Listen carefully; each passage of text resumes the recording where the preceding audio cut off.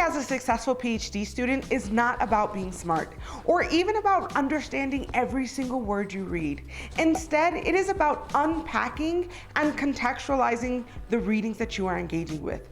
And luckily, you can do that with just a few questions. Now, all successful PhD students approach their readings with a critical lens, and that's because critique and analysis are foundational to an academic skill set. So first, in order to engage in this critical reading, you need to have a goal. You should be asking yourself before you approach any reading, why am I reading this? Are you looking for an answer to a question? Are you trying to better understand the field or approach your research from a different perspective?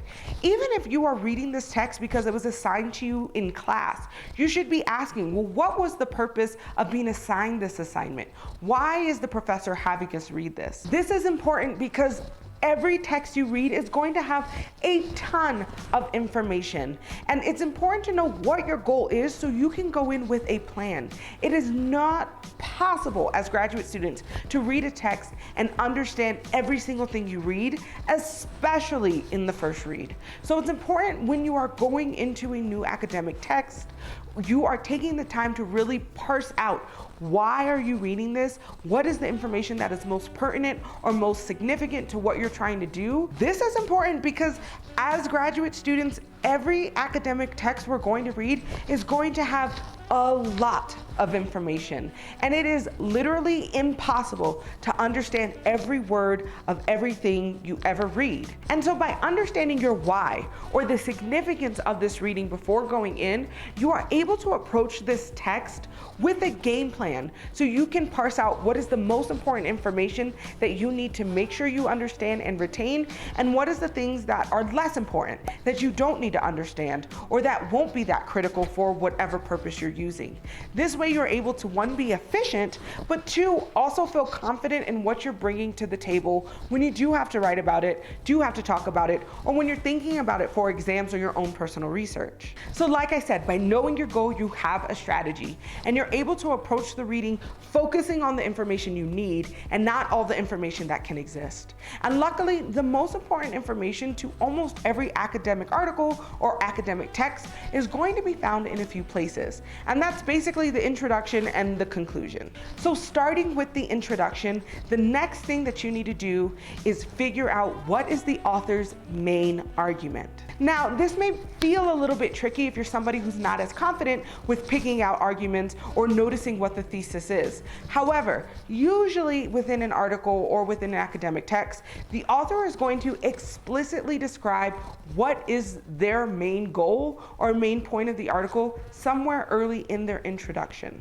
Now, of course, in most cases, it won't necessarily explicitly say, I argue, or my argument is, but it will be a clear, definitive statement that is usually followed by some supporting evidence or some explanation as to why they are saying what they're saying. It may also be something that is describing a problem in the field. Most people would say this, but this is the reality.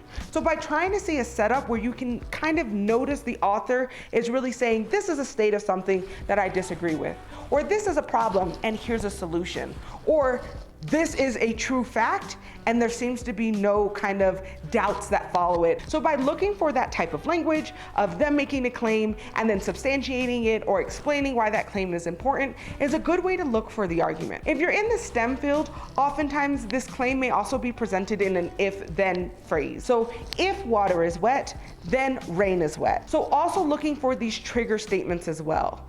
In some cases, again, you will see them say my argument is, but you want to be sure you are looking for these nuanced statements to help you realize this is what the entire article is about and this is what's important to the author. So you have an idea of why you are reading this in relation to the purpose or the significance that the author sees this article doing, or the work the author sees this article doing. Now, the reason this is important and a part of critical reading is because you want to be hyper aware of what you are reading and why it's happening.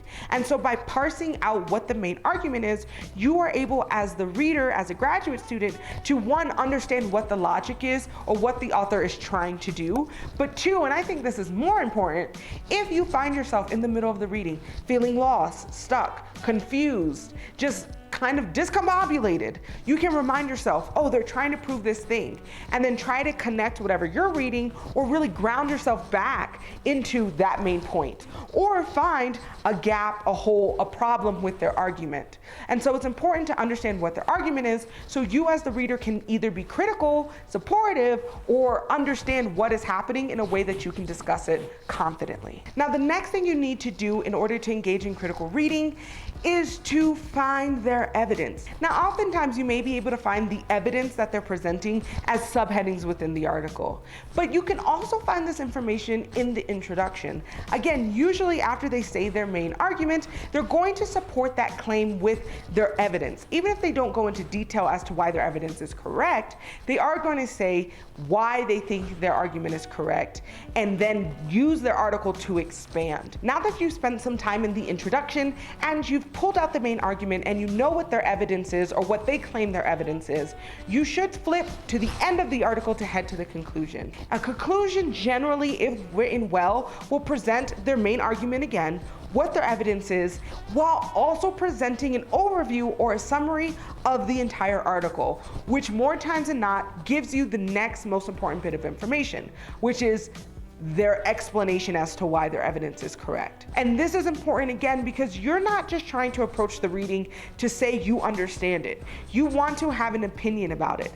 And so by understanding what their evidence is and their reasoning, you're able to start thinking critically, asking questions about these evidence, asking questions about their reasoning, or at the very least being able to explain why they think they're right. And so by going into the conclusion, more times than not, a good academic author will present that information to you in a very quick, summarized way. And again, it will also help you as a graduate student to prevent feeling confused, lost, overwhelmed, because it's going to be truncated and simplified in the conclusion. Now, at this point, you have all the important components to be able to engage in good critical reading. And like all successful PhDs, this is the skeleton of how you approach your reading and can be applied to all readings that you do in grad school. However, you're not quite done because real successful PhDs do two more things to really secure that they are critically engaging with their readings and also engaging in academic discourse. First, you need to take all of this information and think, are you convinced? Do you agree or disagree? And this is important because as graduate students, we are not just receptacles for information. Our job is not to just consume a lot of information and then regurgitate it later.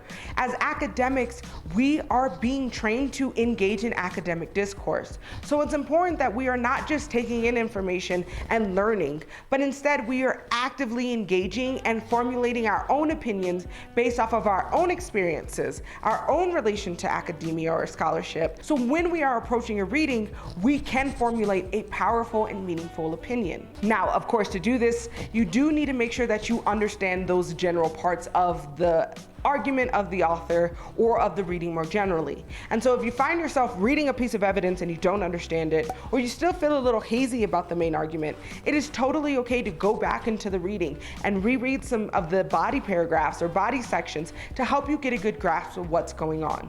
But the most important thing is that while you were reading, you were also thinking about how do you feel about this reading. The second thing that all successful PhD students do is know why. Sometimes when we read something, we don't agree, or we're not convinced, or we love it and it changes us forever.